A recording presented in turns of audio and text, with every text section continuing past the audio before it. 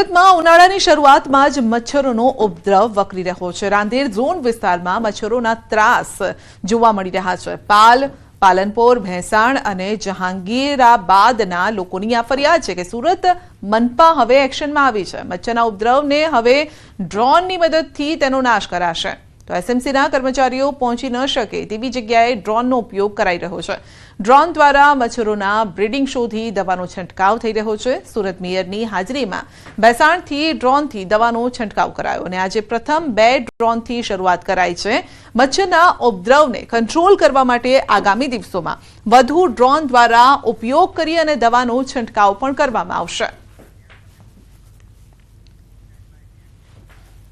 રાજકોટ શહેરના શીતલ પાર્ક પાસે આવેલી મિન્ટી ફ્રી ફિન્સર સર્વ પ્રાઇવેટ લિમિટેડ નામની કંપની સાથે છેતરપિંડી કરવામાં આવી છે। કંપનીના બ્રાન્ચ મેનેજર, સેલ્સ મેનેજર સહિતનાઓની મિલીભગતના કારણે 4.13 કરોડ રૂપિયાની છેતરપિંડી આચરવામાં આવી।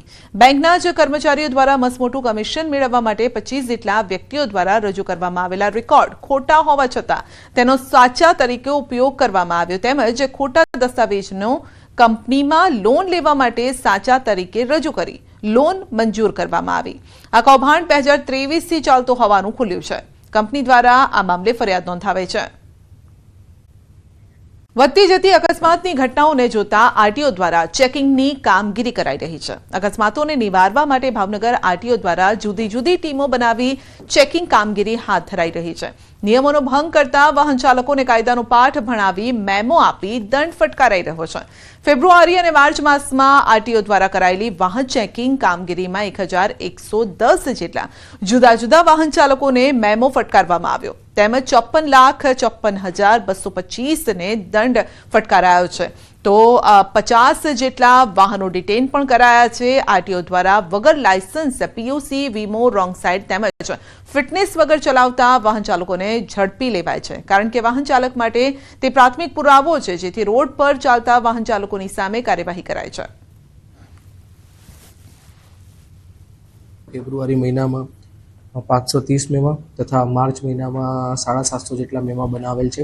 ફેબ્રુઆરી માસમાં 15 ગાડીઓ ડિટેન કરવામાં આવેલી તથા માર્ચ મહિનાની અંદર આશરે 35 થી 40 ગાડીઓ ડિટેન કરવામાં આવેલી। ભર મોંઘવારીએ હવે દવાના ભાવમાં વધારો ઝીંકાયો છે। નેશનલ ફાર્માસ્યુટિકલ પ્રાઇસિંગ ઓથોરિટીએ ભાવ વધારાની મંજૂરી આપી છે। તો દર વર્ષે દવાના ભાવમાં 10%નો વધારો થાય છે। આ વર્ષે 900 થી વધુ દવાઓના ભાવમાં વધારો કરાયો છે। ડાયાબિટીસ, હૃદય રોગ સહિત આંખ, નાક, ગળાની બીમારીઓ માટેની દવાઓમાં ભાવ વધારો થયો છે। નેશનલ ફાર્માસ્યુટિકલ પ્રાઇસિંગ ઓથોરિટી જે છે કે જે સેન્ટ્રલમાંથી ભાવનું નિયંત્રણ નક્કી કરતી હોય છે અને દર વર્ષે દરેક કંપનીની જે ડી કંટ્રોલ કેટેગરીની પ્રોડક્ટ હોય એને 10%નો વધારો આમે આપતા હોય છે। એટલે ધારો કે લગભગ 900 જેટલા મોલિક્યુલ હશે જેના દવાઓના આજથી જે મેન્યુફેક્ચરિંગ થશે એમાં 10%નો વધારો થશે। બસોના ભાડામાં વધારા બાદ ખાનગી બસોના ભાડામાં વધારાની શક્યતાઓ જોવા મળી રહી છે। અમદાવાદ શહેર ટ્રાવેલ્સ એસોસિએશન પ્રમુખના જણાવ્યા અનુસાર તેઓ 7 એપ્રિલે સરકારમાં ભાવ વધારા અંગે આવેદનપત્ર આપવા જશે। ગુજરાત સરકારની જે ગાડીઓ ચાલે છે તેમાં ગુજરાત સરકારે 2 વખત ભાવ વધારો કર્યો છે। એની સામે અમે કોઈ ભાવ વધારો કર્યો નથી 4 વર્ષ પછી અને 4 વર્ષ પછી અમારે 15% ભાવ વધારો કરવો પડશે કારણ કે આપણા રાજ્યનો ટેક્સ પણ એટલો છે અને આપણા રાજ્યનો ટેક્સ ખૂબ જ વધારે છે। ટોલ ટેક્સ પણ એટલો આવે છે। અને અવારનવાર અમે સરકારના રજૂઆત પણ કરી છે અને આ રજૂઆત અમે 7 તારીખે ગાંધીનગર રૂબરૂમાં આવેદનપત્રક આપવા જવાના છીએ। ડિંડોલી વિસ્તારમાં ધોરણ 10ની વિદ્યાર્થીની સાથે છેડતી કરવામાં આવી છે। સ્કૂલે જતી વિદ્યાર્થીનીનો પીછો કરી વિધર્મીએ વાત કરવા માટે દબાણ કર્યું હતું અને હેરાન પણ કરી હતી। 1 વર્ષ અગાઉ તરુણીના પરિવારે ઘર ખાલી કરવું પડ્યું હતું। તરુણીના માતા પિતાએ વારંવાર સમજાવ્યા બાદ પણ નફ્ફટ સુધર્યો નથી। આખરે માતા પિતાએ પોલીસનો સહારો લીધો છે અને જ્યાં પોલીસે ગુનો નોંધી સાબિર કુરેશીની ધરપકડ કરી છે। વધુ અપડેટ મેળવીશું સંવાદદાતા કીર્તેશ પાસેથી। જી કીર્તેશ, છેડતી કરનાર આખરે પકડાયો છે? બિલકુલ સંજય, જે પ્રકારે સુરતમાં વિધર્મીઓ દ્વારા હિન્દુ યુવતીની છેડતીના મામલા સતત સામે આવી રહ્યા છે ત્યારે વધુ એક મામલો સામે આવ્યો છે। સુરતના ડિંડોલી વિસ્તારમાં ધોરણ 10માં અભ્યાસ કરતી વિદ્યાર્થીની સ્કૂલે જતી હતી ત્યારે તેનો પીછો કરીને એક વિધર્મી તેને હેરાન પરેશાન કરતો હતો। જો કે આ વિધર્મી છેલ્લા 1 વર્ષથી આ યુવતીને પરેશાન કરતા તેના પરિવારે યુવકને સમજાવવાનો પ્રયાસ કર્યો હતો, પણ યુવકે ના સમજતા પરિવારે તેના નજીક વિસ્તારમાં રહેતા ઘર ખાલી કરી અન્ય વિસ્તારમાં રહેવા જતો રહ્યા હતા. તે છતાં પણ વિધર્મી સુધરવાનું નામ નતો લેતો અને ફરી એક વખત આ યુવક કિશોરીને છેડતી કરવા સાથે તેને ધમકી આપી હતી. જો કે કિશોરી હિંમત રાખી સમગ્ર ઘટનાની જાણ પડી કરતા પરિવારે આ મામલે ડિંડોલી પોલીસ મથકમાં ફરિયાદ નોંધાવી હતી અને પોલીસે આ વિધર્મીની કાયદેસરની ધરપકડ કરી કાયદેસરની કાર્યવાહી હાથ ધરી છે. જી આપનો આભાર.